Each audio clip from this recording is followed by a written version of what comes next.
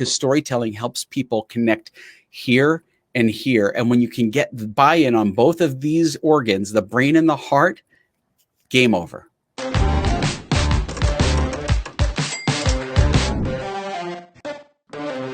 Sales Ascenders, happy Wednesday. It is Chris. I guess I'm back.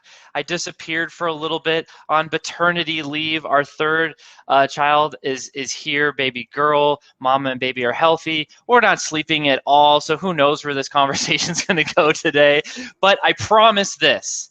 It is going to be impactful, insightful, and entertaining and a ton of fun because primarily of the guest, the fellow sales ascender that we get to talk to today. Now, this fellow sales ascender is, yes, a keynote speaker, and a fabulous storyteller, but also a best-selling author. We'll get into how he's worked with some of the biggest brands in the country, in the world, and what his secret sauce is and why that's going to impact our brands and our companies today, right here. Without further ado, we need to welcome Ken Moskowitz. How's it going, Ken?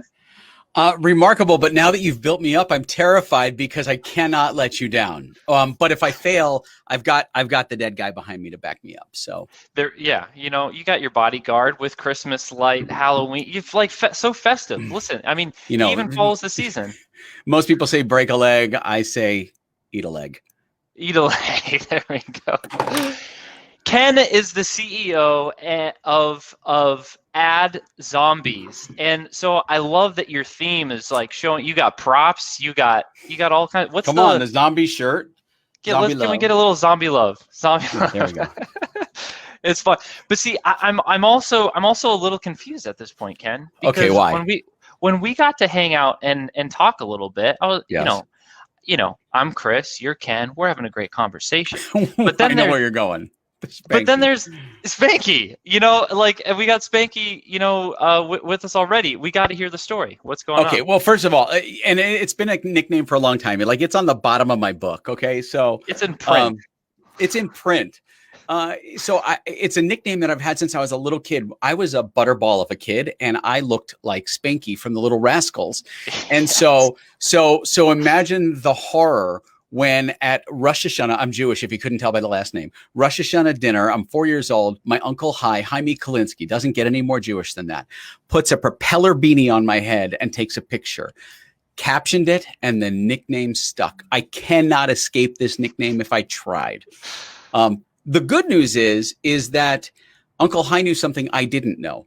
He knew that it would serve me well in my creative career because people will never remember Ken, but they will never forget Spanky. It's so true. It's forever burned in my brain for sure.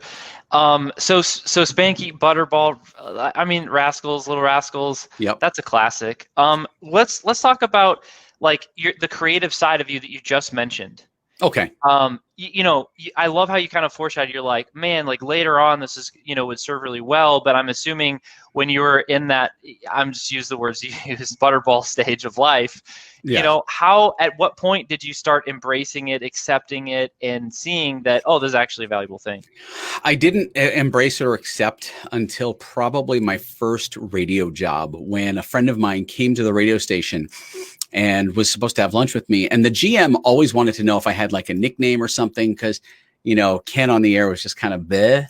And so he came to the reception desk and asked for me and then realized that he had given them my nickname. And he was walking by the reception desk as he was having that conversation and he heard my nickname. And at that point, he moved me on air to using my nickname.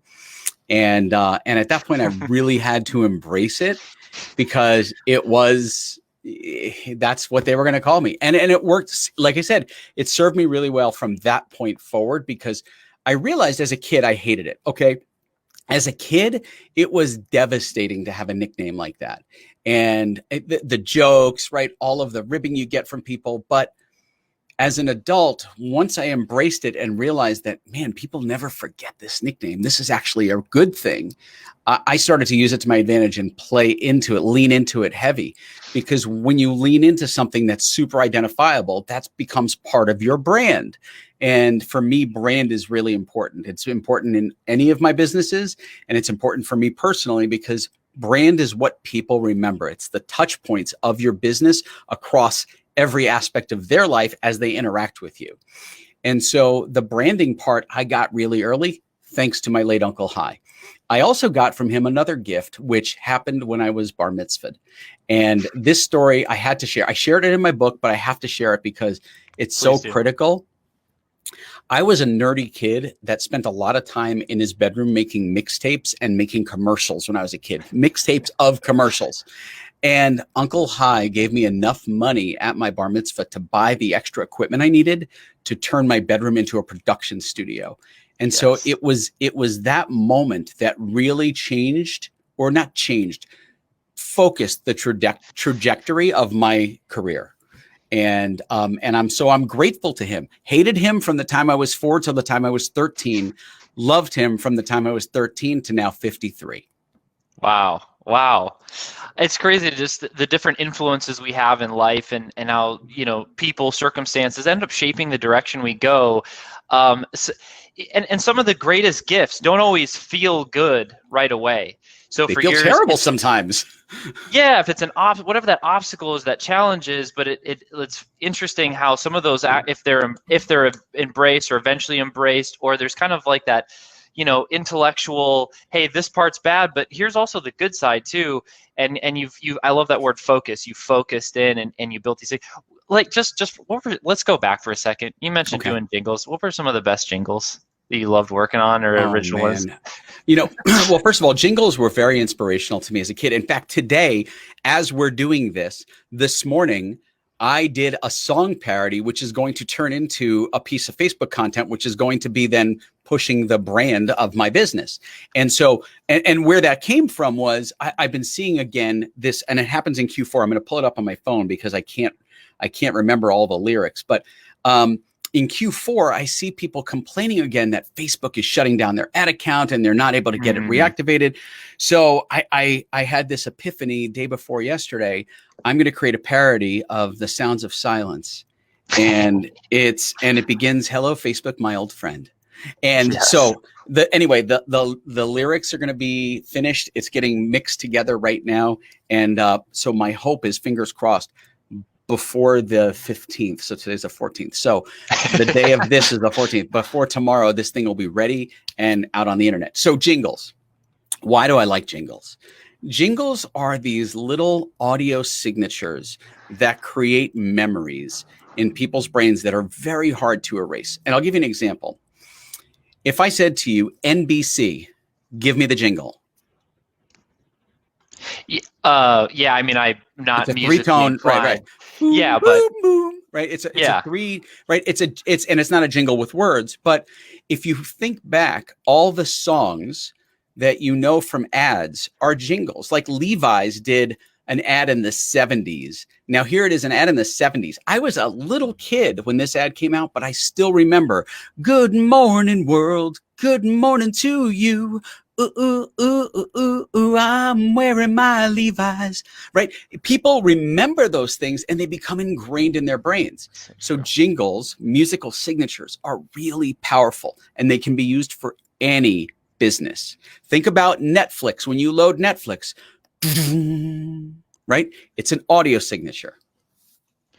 It's so powerful. As you're doing this, I'm like typing up a little banner to like ask everybody, hey, what are your favorite jingles you heard growing up? Because for that reason, I'm thinking McDonald's. I'm thinking about all Coca-Cola's got a bunch of different hooks, and these are things that, like, Double Mint gum is another one that's coming to mind that I haven't seen in years, but 100%. But I'm searching for those for that purpose. I haven't seen it in years, but it's like I just saw it. Right. And as soon as you hear that, the first note or two of it, you're immediately transported somewhere, a memory, a place in time, something that was really important to you or special that occurred in that moment. And so jingles are very powerful. And again, it's one of the many tools that are available to people in the marketing space, is to create something. Ba-da-ba-ba-ba. Right, Michael? I'm loving it. Exactly. Now, I don't remember the juicy fruit jingle. Do you? I actually don't, but I do remember Juicy Fruit, so something worked for him. Yeah, I'm a nerd, but I don't remember Juicy Fruit's jingle at all. We might have to look that one up later. And then Rosalie, thank you guys for your comments. Going off the nickname thing from earlier is Spud. That's awesome. French fries at Mickey D Playground. I'm loving. Yeah, see, it's stuck in your head now. There you go. You're welcome, Riddle. That's awesome. So yeah, this is really powerful, and this is, I love how you mentioned this transitioned into what you later found as branding. And I think specifically for our sales ascenders listening today, you're probably going to fall into one of three buckets. One is, this isn't even on your radar at all. Number two, there's personal branding. And then number three, there's the brand for our business. Now, here's what's really cool. This thought actually just kind of hit me as you started talking about your I've heard personal brand before, but literally in this conversation just minutes ago, when you were starting to talk about your personal brand in radio as Spanky and then building a company brand, I was like, oh my gosh, I'm thinking of Russell Brunson. I'm thinking of these other influencers that are, yes, Russell Brunson ClickFunnels, but Russell Brunson, he has a tremendous amount of personal branding content that's being launched. Right. Patrick Bet-David, Gary V, all the, I mean, we can go on. And anyway, sorry, more questions, but let's just hang out here with these three buckets for a second. I love that rabbit hole, though. That was a great rabbit hole. Yeah. Yes. So everyone, all sales centers listening, you're probably in one of these three buckets. And man, the personal brand and the business brand. Personal question right here: how do you manage both of those? Well, I messed up. To be honest with you, I was just on a call with Nick Dio at VaynerMedia a week and a half ago, and Nick and I have become friends over the years, partially because of my relationship with Gary and Vayner, and we have a great relationship and contact. He's been looking at some of the content that we've been putting out, and he's like, "Hey, Spanky, your personal brand is starting to contaminate your Ad Zombies brand voice. You need to fix that." "Oh, what do you mean?" He goes, "I'm seeing a lot of your personal brand on the Ad Zombies brand. You need to fix that. The snarkiness of Ad Zombies' voice is getting lost. The content that you would normally put out for the brand." And I'm like, holy crap. Sometimes, you're so deep in the trenches that you can't see above, like, oh yeah, I forgot that. And so we recognized it after that conversation and made some changes immediately. So what do those changes look like? We went into our software, our scheduling software, and we looked at everything that we have, and we started pulling things out of our schedule. And then yesterday, our director of creative services, Megan, and I sat down for a couple of hours, and we thoughtfully looked through the categories of content that are brand acceptable for Ad Zombies. And what does that look like? Because really, reputation management, personal brand, whatever you want to call it, trust, likability, someone feeling like they know you, that's one side of this. But the other side of this for me is that there's the personal stuff which grows the business brand, but then there's the business brand itself, which again has this very snarky attitude. It's like when I did the open letter to Mark Zuckerberg last year on behalf of all marketers, and that thing just went crazy. Like millions and millions of people viewed that piece and thousands of comments and shares globally. But that brand is part of the Ad Zombies brand, but my voice was on it. It fit the brand. Sometimes the content that I share or had been sharing on the Ad Zombies brand, motivational, thought work, things like that, that doesn't belong there because that's not who we're targeting, right? That is the people who follow my Spanky Moskowitz brand, not the Ad Zombies brand. Now, is there cross-pollination between the two brands? Absolutely. I would say probably 25, 30% of the people who follow my personal brand are also Ad Zombies brand followers. But the Ad Zombies brand, if I look at it globally, has between Facebook, YouTube, Instagram, TikTok, all the other platforms, we've got a couple 100,000, maybe 500,000 followers globally. that brand has a voice to it that I need to be true and consistent with. And so I got a little bit muddy for a while, and we all make mistakes. Nobody's perfect. The only perfect people, my grandfather used to say, are the ones underground. Yeah, outside of maybe that bodyguard behind you. Yeah, he's perfect. He doesn't move, and he's got a face mask on to keep him safe. See, there we go. You got to, yeah. I really like that. The thing that's going through my head right now is which one first?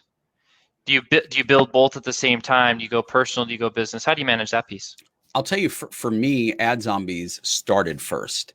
The brand building of Ad Zombies. Now, I had my personal brand, but it really wasn't online. It was what people knew of me. It was the jingles and the ads that I've created and that I'm connected to. Those are the things. That's how I built my personal brand. But Zombies started, right? Ad Zombies began, and the brand voice emerged from my creative.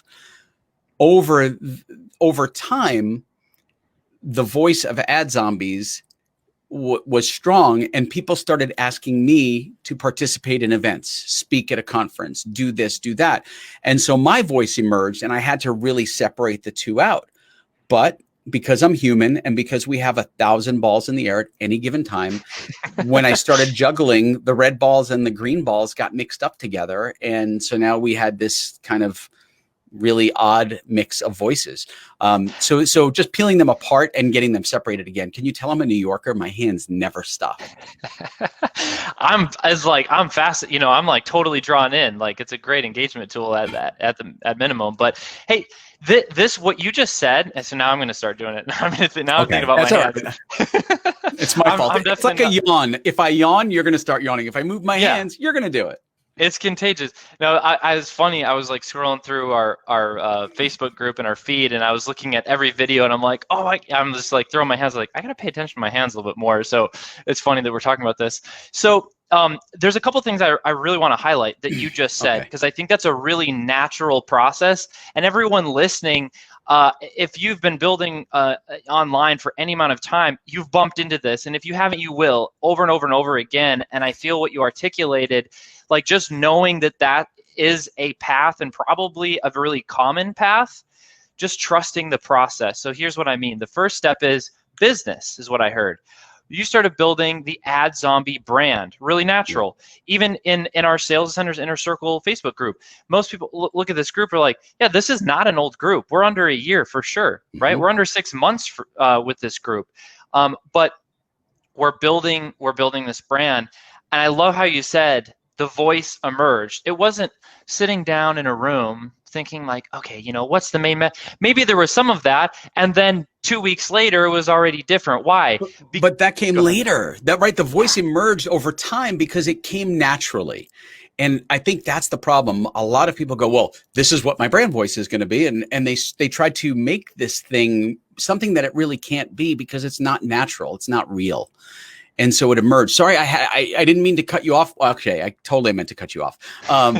So since you gave me the thumbs up, but that's what it is. It's the voice emerged. Now, over time, you polish that voice, right? Something I learned from Russell Brunson was really what he learned from Jenna Kutcher, right? The JK5.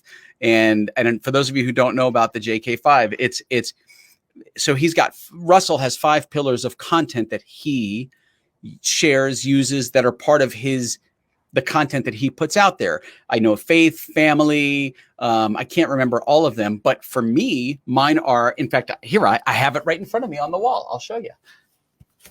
There we go. Brand marketing, accountability, entrepreneurship, storytelling, and family. And my value mission statement, helping business owners in growth mode go farther, faster. That's what I do. And so, so any of my content needs to match that for my brand voice. Now, for Ad Zombies, we have different content pillars. This is really good. I hope everyone's catching this. And Steph, what's up, Steph? So for Ad Zombies, we help businesses, not business owners, businesses in growth mode go farther, faster, right? By writing words that sell anything. But our content are great ads, parodies, and hot takes, how to use what we sell, the value of different content types, punch-ups, meaning where we see an ad that's creative and clever and we acknowledge them from another company, and then behind the scenes and bloopers. So these are the things that you should be seeing from this brand not those things. That's so good. I hope everyone's listening to this and catching this. And before we keep, I want to stay on that vein. A quick shout out to Mr. Lindenbaum. Dave, what's up, man? He's sending you some love there, Ken, or Spanky.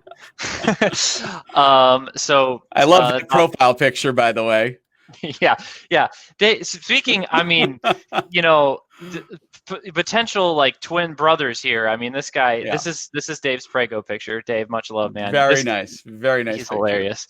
So, what you just gave is a framework, the JK5. I hope people didn't miss that piece. And it's zooming out. Oh man, what am I gonna say? Number one, it's let it come naturally. Don't force it to. Like literally sit down, spend 2 minutes. What are sometimes the first 3 or 5 things that come to mind? Yes. Right. Go start creating content on it. Let it develop and grow organically, naturally. It should be a fun exercise. Then, as it emerges, like you said, it's like, man, it keeps coming back to these 5.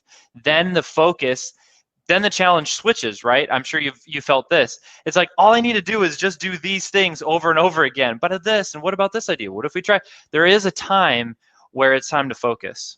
Yep, absolutely. And yes, there is a time to focus. There are some pieces of content that you want to double down on for a few reasons. Number one, they're the things that you naturally lean into, the things that you naturally, like for me, storytelling is so effortless, right? Storytelling is like taking a breath.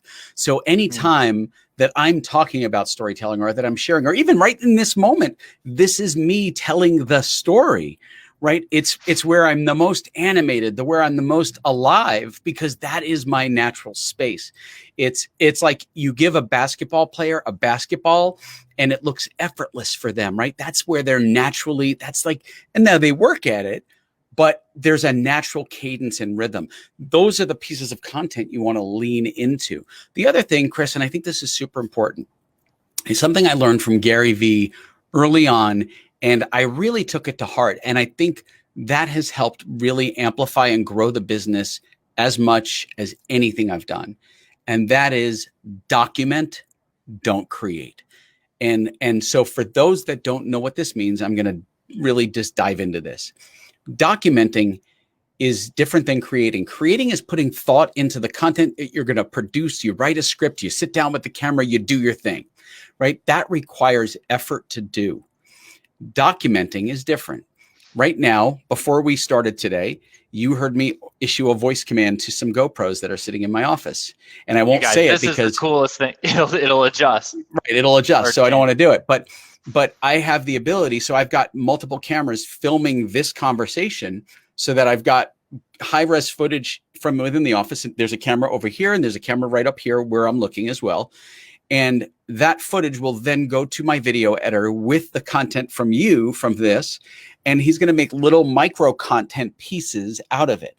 Those micro content pieces are going to be gems, moments, thought starters, things that help people understand telling stories or brand marketing, right? We've talked about that. We haven't touched on family. So there might be 2 things out of this that get really repurposed into micro content, but that content is documented.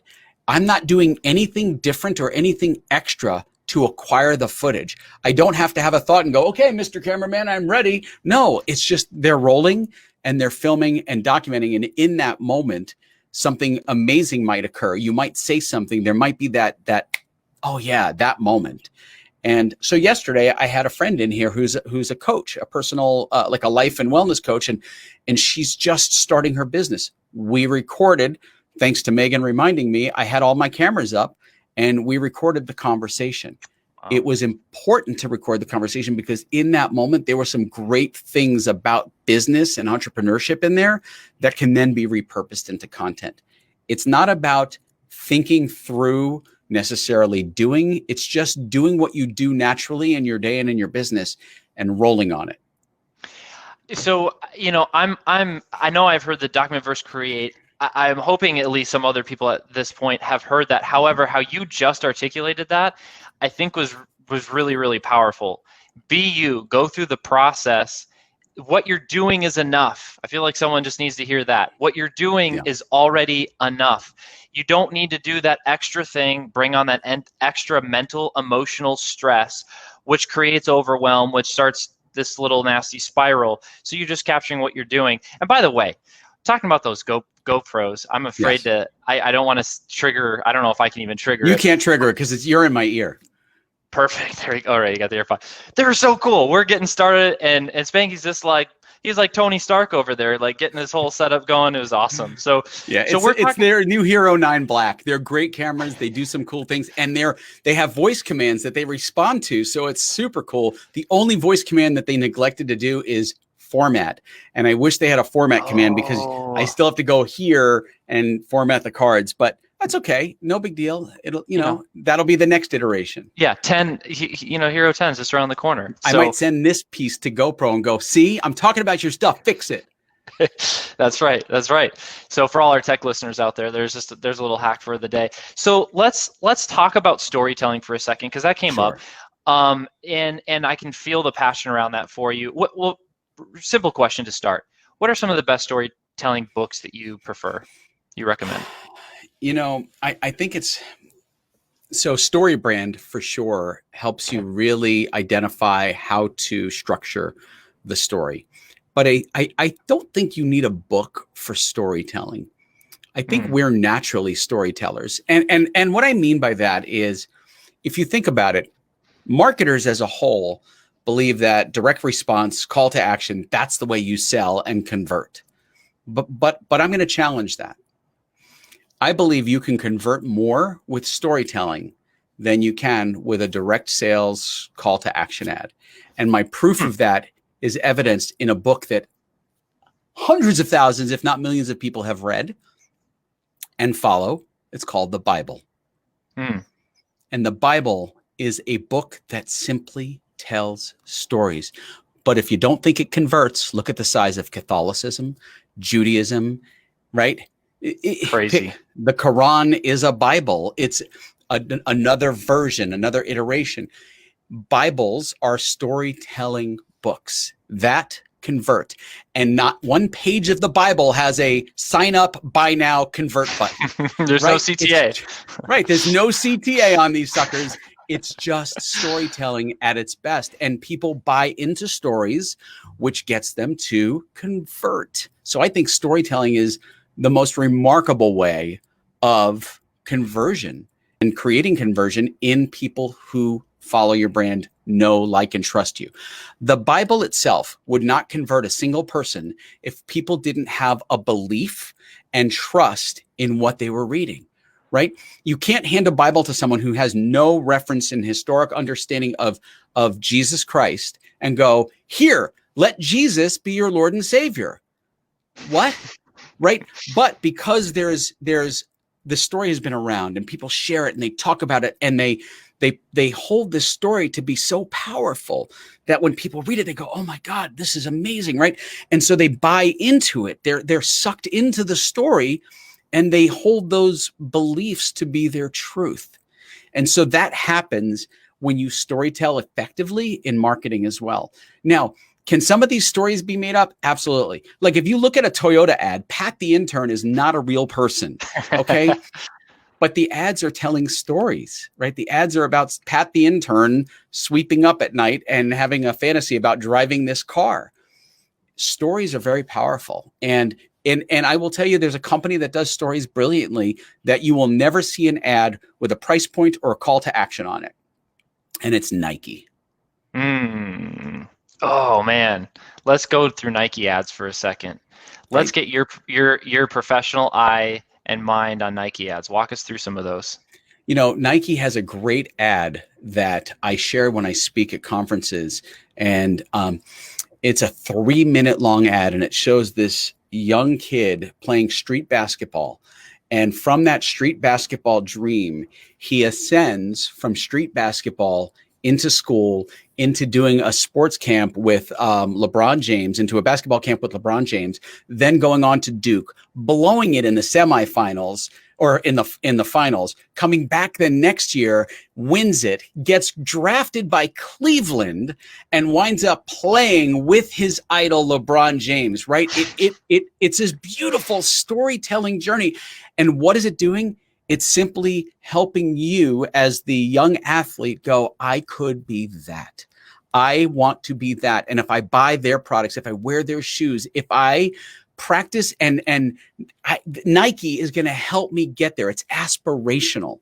And that is so powerful because storytelling helps people connect here and here. And when you can get the buy-in on both of these organs, the brain and the heart, game over. I hope somebody else is just going crazy right now on the other end of whatever screen you're watching this on. Oh, that is so powerful.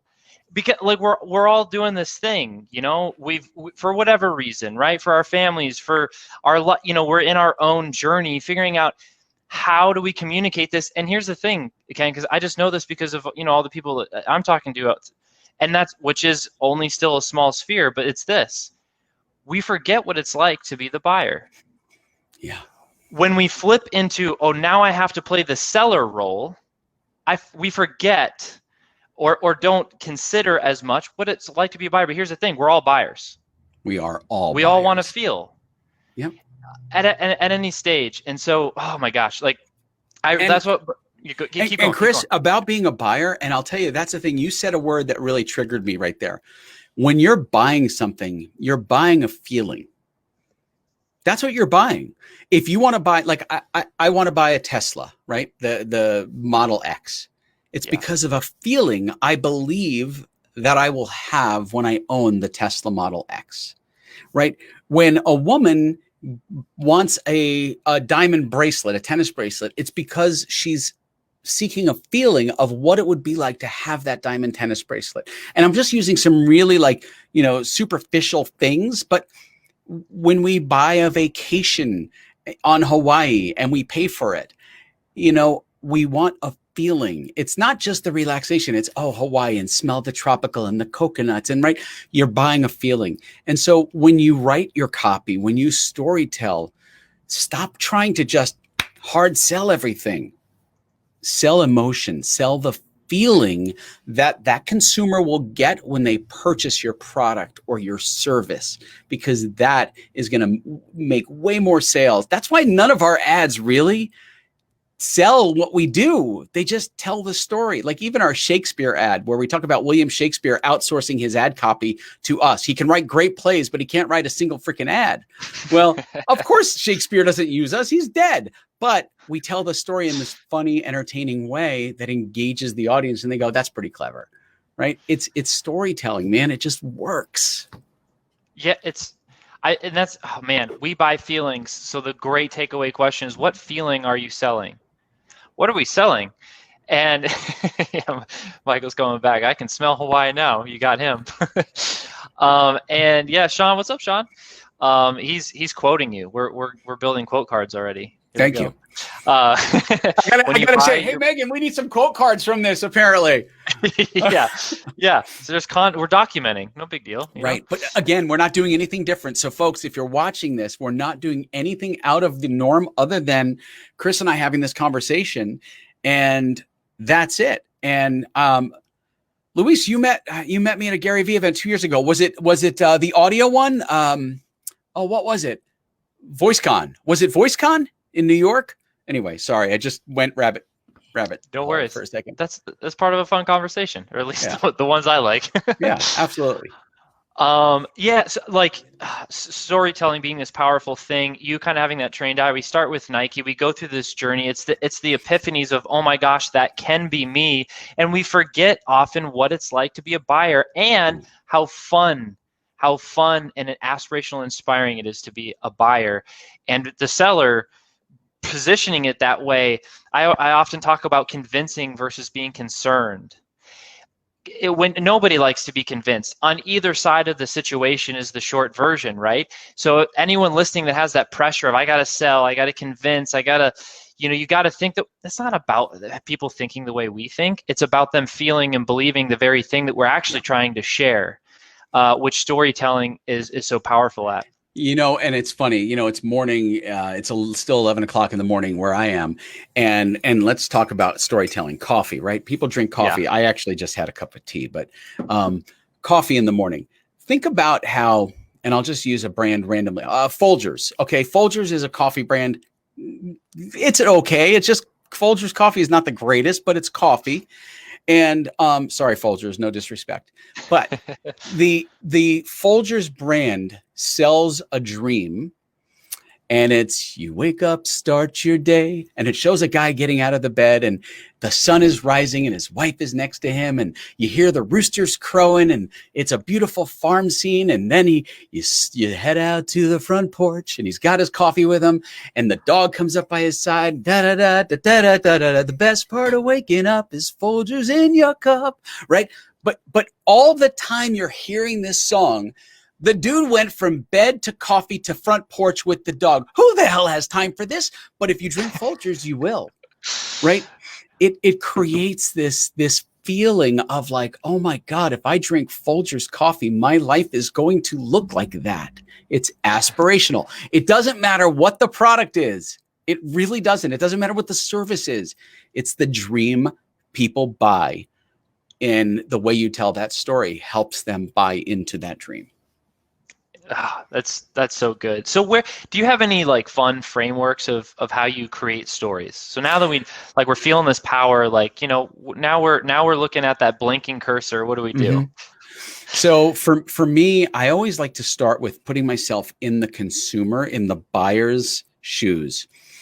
And I want to know what that buyer is experiencing. What is the problem? What is the challenge that your product or service overcomes in their life?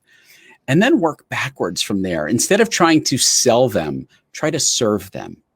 And if your message serves them and their needs, the rest is easy. It just flows. Now, when I get stuck, and I do get stuck, I don't get writer's block often, but when I do, I turn to something a little more hippie.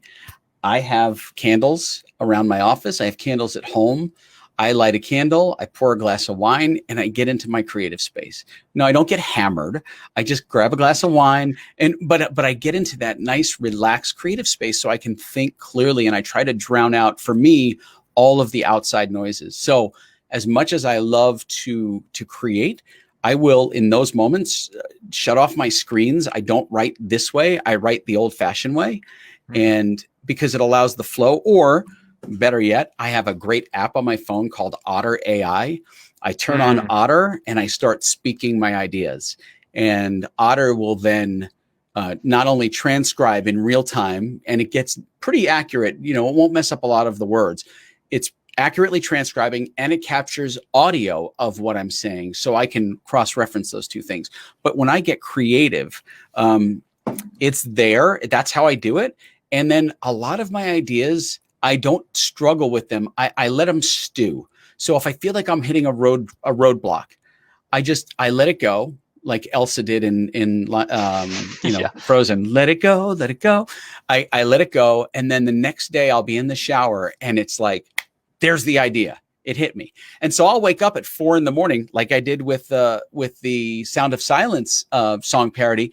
I'll wake up at 4 a.m, and the idea is fresh. And I grab my phone and I just, I vomit all the audio I need. And I've got the transcription and the audio, and I'm done.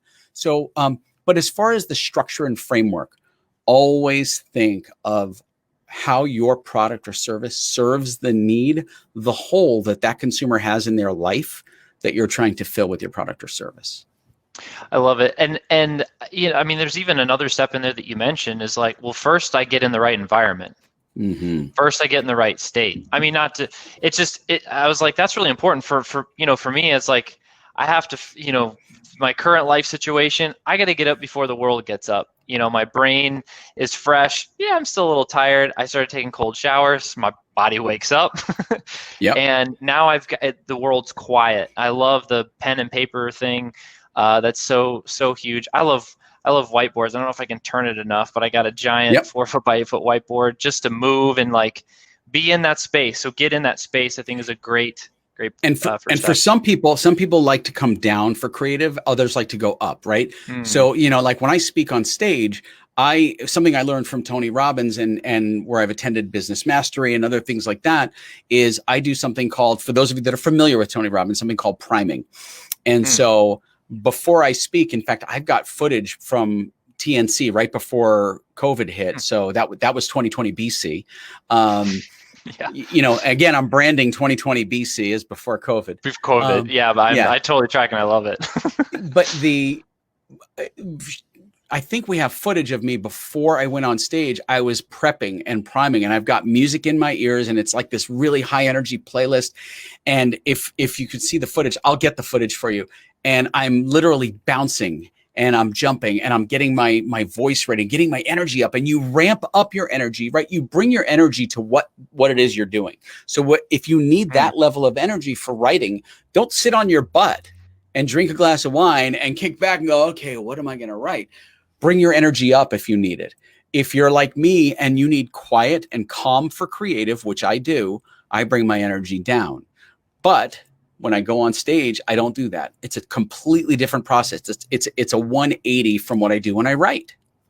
I match the energy to the environment you're going to be in, like what the person needs to receive that type of information. That's really good there. And if you guys didn't catch what he said earlier, Otter.ai, excellent resource. Great didn't realize they had an app. I just downloaded it earlier this week. I think it was 2 days ago. So a really, really powerful tool. Great things are going here. Storytelling. We're talking about books. I really want to hear kind of your inspiration, because a book is such a commitment, especially when you put Spanky on the cover. So what was taking place in your life where you're like, was it a long time coming? Was it kind of a quick, tell us more about, and by the way, everyone listening, Jab Till It Hurts is the title of the next book that you're going to be purchasing. No, that's. Yeah. Oh, thank you. Yeah, that's it. And it's Jab Till It Hurts. Yes. So it's really, it started with people pressuring me. I didn't have any desires, no aspirations to write a book. That was not a thing for me. But I had friends and people who've kind of started watching the journey of ad zombies. And they're like, you really need to share this story because it's very inspirational. I'm like, how the hell is this inspirational? But because when you're in it, again, I'm in the trench, right? I didn't see how it was inspirational for others. And it really documents the story of how I left the corporate creative world, started my thing, and following the roadmap that Gary Vee puts out. And so there's 2 books by Gary Vee, Jab, Jab, Jab, Right Hook, and The Thank You Economy. Those 2 books are at the foundation of my business. I've read those. They are my Bible. And there's no CTA button in those books either. But those books were the Bible for me of building ad zombies. And so I would jab, right? Give, ask, jab, jab, jab, right hook. So I'd go into Facebook groups and I'd give value, and I would give value, and I would give value. And then one day I had a small ask, and the ask was, hey, I'm thinking about this. What are your thoughts?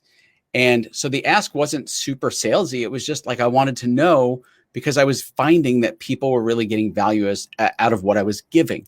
So the book came from people saying, hey, you got to share this story. And so it really talks about how I left the corporate creative world, and I was in my late 40s. Okay. So I wasn't a kid, and I have 5 kids and a family to support. But I made a decision that I had to do it because I was dying in my corporate job. And I had spent, so many years as a corporate creative director, and I felt like they were making the money off of my creative. They were all getting the Mexican Riviera trips while I was getting a good job. Here's a pizza. And sure, I was making a 6-figure income, and I had bonuses, and that was great, and I had benefits. But at the end of the day, I was dying inside. And so I shared the story of my journey, shared how I built the business, how I went from nothing to a 7-figure business. And now, I realize now, looking back, I took it from 0 to 7 figures in less than 700 days, which that's under 2 years. And right. 360. That's awesome. Yeah. Sorry. My math is not my strongest, but I think it's under 2 years. But the reality is that growing a business takes time and patience, but if you do it right, and if you do it with the intent of helping your target audience, helping your consumer, and not just selling them crap, you're going to be able to grow a remarkable business. And to me, Is the business perfect? No, there are always challenges and new things and things you have to figure out and pivot. But at the end of the day, I've got a great business. I've got an incredible team. And I just love what I do. So this book, sorry, I hit the mic. This book talks about that. So for anybody who's in their 40s or 50s and is thinking like they can't change where they are in life, it's absolute BS. That's limited beliefs, limited thinking. And you totally can. And doing it today is so easy because there's no middleman. You don't have to go to a media buyer to buy a television placement or to go into a magazine. You can literally go direct from your bedroom to a computer to the internet, and you have sales like that.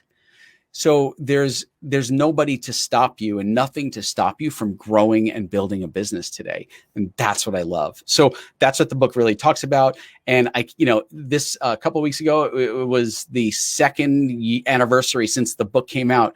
And we were talking before we went live, and it's just the coolest thing. Like, I get a report every month from Amazon on sales, and I'm like, the book is still selling. And I'm like, and it's still purchased with Gary Vee's book. So like, I'm like, oh, I like, that feels really good to me.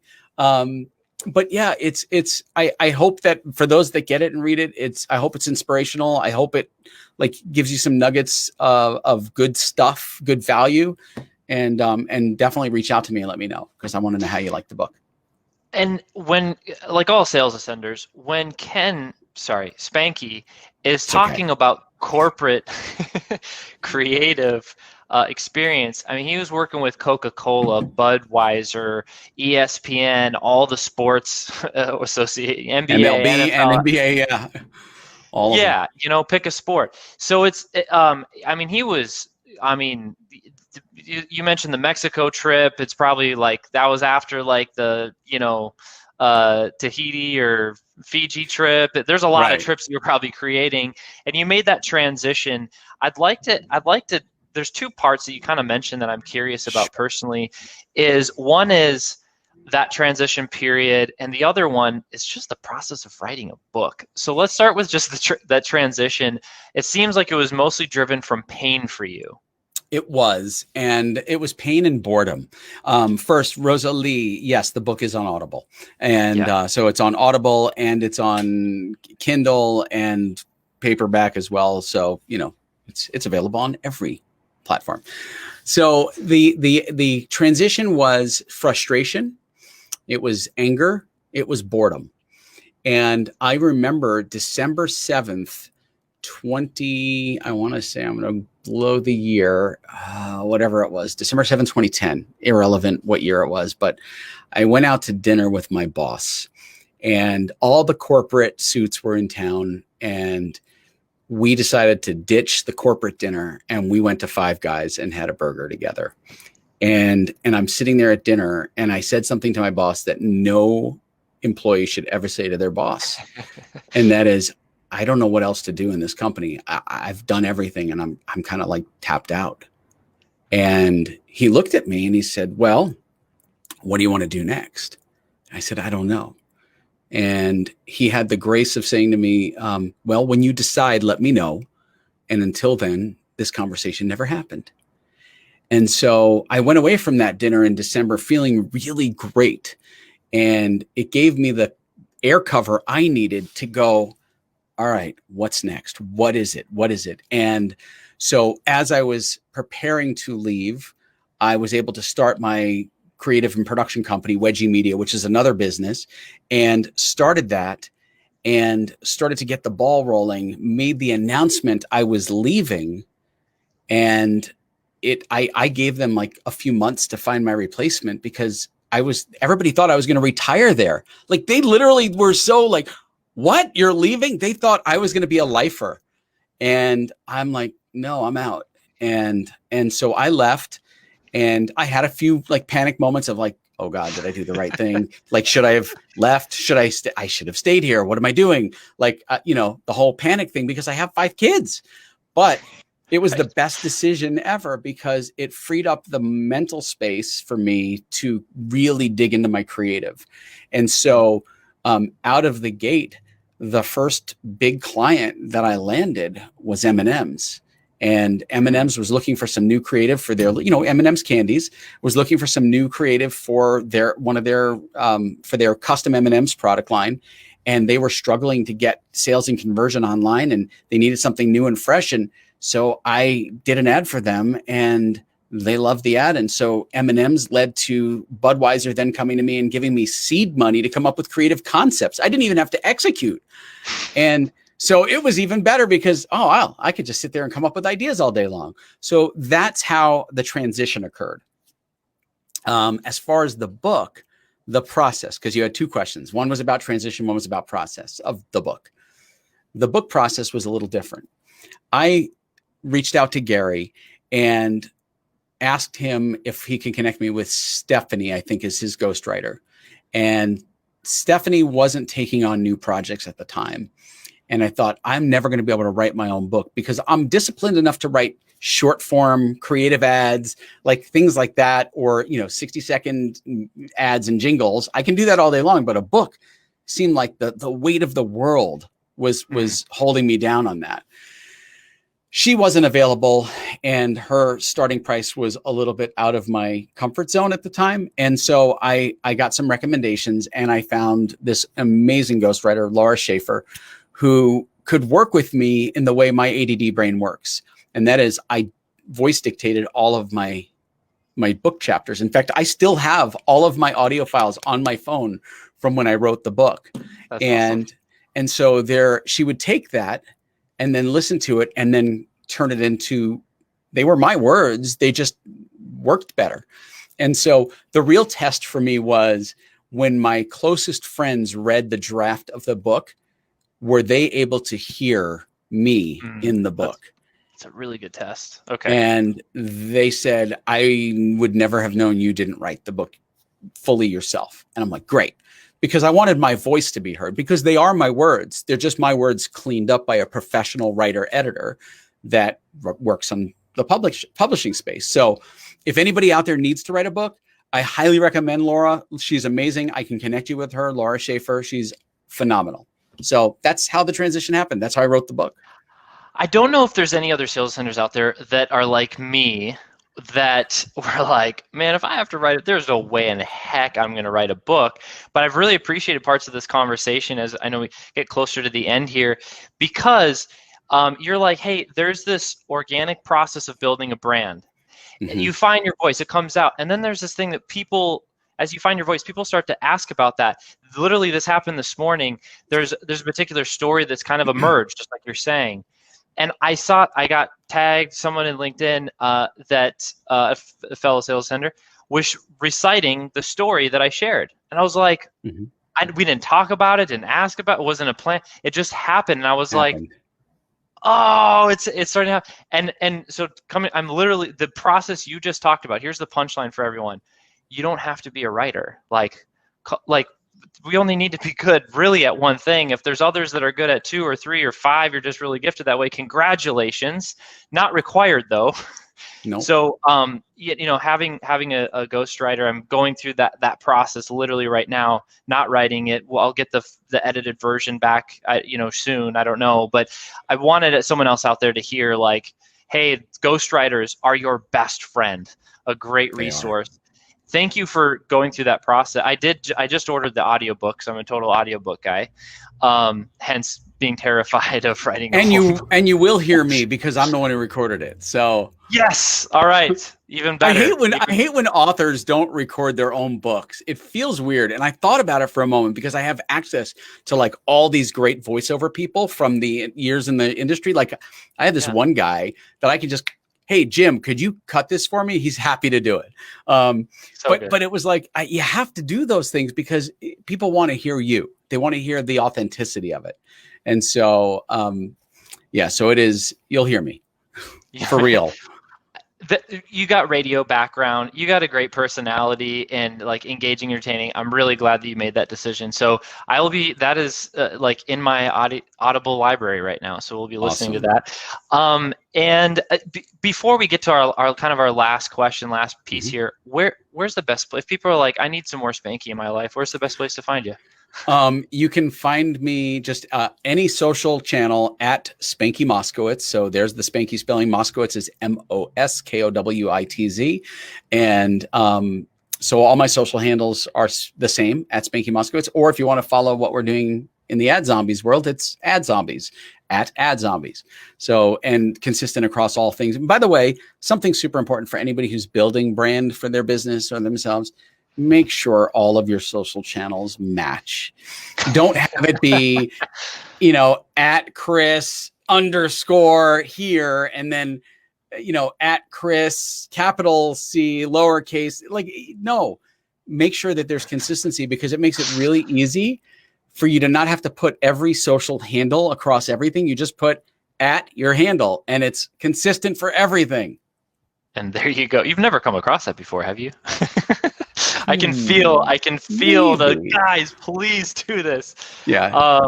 That's awesome. Well, for the end here, and if I'm perfectly honest, I caught this earlier in our conversation, and knowing that you're going to use the content for chopping up JK5, I was like, we got to talk about family. So you have some clips. Okay. And also the curiosity is there. You said you have five kids. Let's start with the range of age. So my oldest is 21 and my youngest is 11. So there's a 10-year span from oldest to youngest. My wife and I have two biological, our two oldest, Carter and Mason. And then we became foster parents, and we fostered 19 kids and adopted 3. And those 3 are Sydney, Josie, and Owen. So Owen turns 11 in 4 days.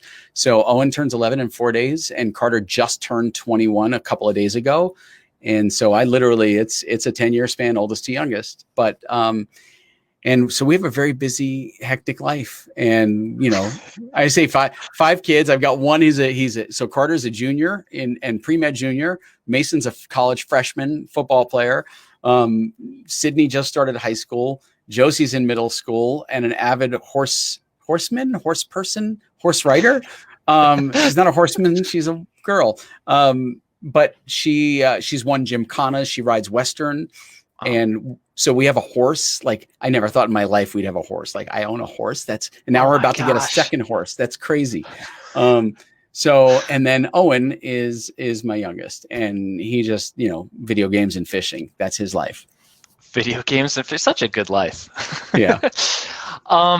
So there's a spread there, and man, the foster parent thing, that is a whole nother conversation we need to have. We have some other fellow foster parents in our community, actually.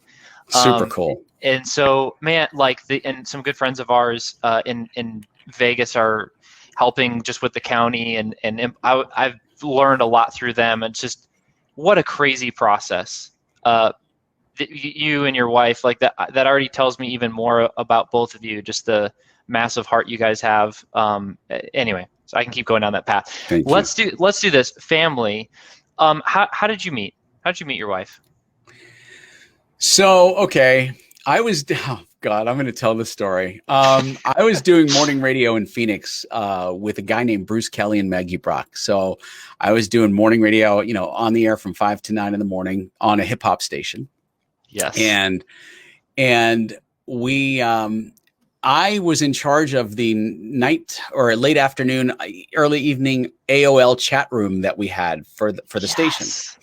And so I was in this chat room, and it was an Arizona chat room that Power 92 created.